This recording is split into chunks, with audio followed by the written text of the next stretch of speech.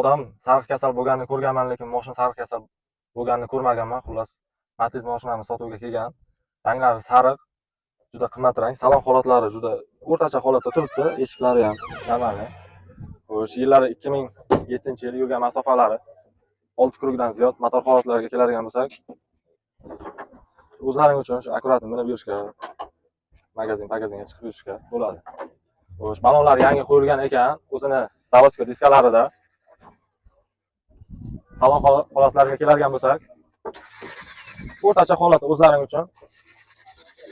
Ko'chaga to'y-po'yga minib yursalaring bo'ladi. Lekin kartajga minib chiqmanglar. Avtoritet olib ketadi Matizga. Aka, buni aka gazi bormi, yo'qmi? Propana. Keling-da buni savdosini qilaylik.